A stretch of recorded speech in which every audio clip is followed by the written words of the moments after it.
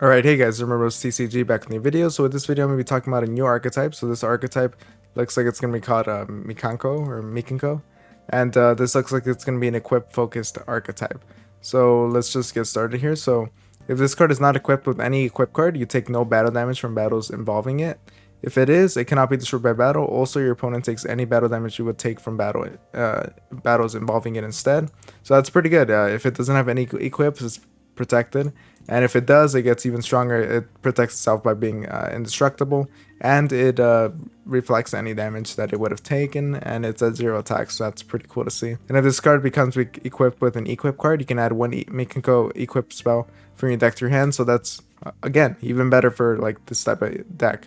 Being able to just equip a card to this, just giving it this bonus, and then, you know, being able to use that in order to search out an Mikakov equip spell from your deck to your hand. Very good first monster for an equipped deck. Here we have Nini, the Mirror Minkako.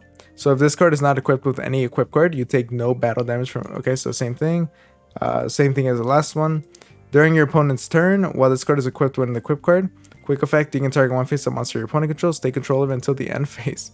So that's interesting, just being able to take control of your opponent's monster during their turn. That seems pretty strong. I like where this archetype is going so far, but let's just keep going. So it looks like it's going to be ritual based too, and all of these monsters seem to have 0 attack and 0 defense. So you can reveal this card from your hand, add one Minkako card from your deck to your hand. So just being able to reveal it lets you search out any card from the archetype, but you do have to discard a card afterwards, and cannot be destroyed by battle. Also, your opponent takes any battle damage. Okay, so same thing as the other cards. And then quick effect, you can target one equip spell in your grave, equip it to the appropriate monster on the field. So it looks like interesting because it looks like you can equip it on both sides of the field. It just says to an appropriate monster on the field, doesn't say your side of the field. So interesting to see what the equip cards are going to be like, and if they specifically address that they can be used for an opponent's monster, because then this would be able to use its effect to equip cards to it. But pretty interesting ritual monster, and so far the archetype, the monsters at least, look pretty cool. Let's see here. So this is a field spell. This is Doorway of the Celestial Minkako. While you control a monster equipped with an equip card, your opponent's monster must attack them if able. So this is forcing them to attack into them, which obviously, since they have 0 attack, you're going to force them to essentially be hitting themselves by hitting your cards. And if your Mikako monster battles, your opponent cannot activate cards or effects until the end of the damage step, so that gives all of them armor this effect, which is pretty strong since you're going to be attacking and you're going to be crashing into them in order to get the damage off. And if your Mikako monster attacks at the end of the damage step, you can send one equip card you control to the grave. That monster can make another attack in a row. So again, the bigger your opponent's monster is, the more damage they're going to end up taking. And here we have the Great Mikakov of Legend. So this is like, it looks like these are going to be the characters here. Yeah, it looks like next to a shrine. You get to special summon one Mikako monster from your hand, ignoring its summoning conditions, but return it to the hand during your opponent's end phase. So again, if you're summoning it out, hopefully they have an equip card that prevents it from being bounced back, but you can also use it to exceed or something. But it looks like you're going to want to keep them on the field in order to be able to get the full usage of their effects. And then during your main phase, you can banish this card from your grave, send one Minkako card from your deck to the grave. So it gives you a Foolish Burial effect, but for any card. So pretty interesting. Let's see what's going to be a great target for that. Alright guys, so now we have the first equip here, which is Blazing Dance of the Minkako. You get to special summon one Minkako monster from your hand or grave, and if you do equip it with this card, then you can special summon one monster from your opponent's grave to their field, but its effects are negated. So it looks like this is going to be a great way to just get these out. You're going to want to get multiple copies of these out to equip, and the equipped monster cannot be destroyed by card effects, so it's going to make it indestructible by battle and by card effects because of the monster's own effect. And then giving your opponent a monster from their own grave is just so that you're able to crash into it. This looks like a really cool equip deck that looks really fun to play around with. And it looks like it's pretty good at what it's trying to do. Or at least it's interesting in what it's trying to do.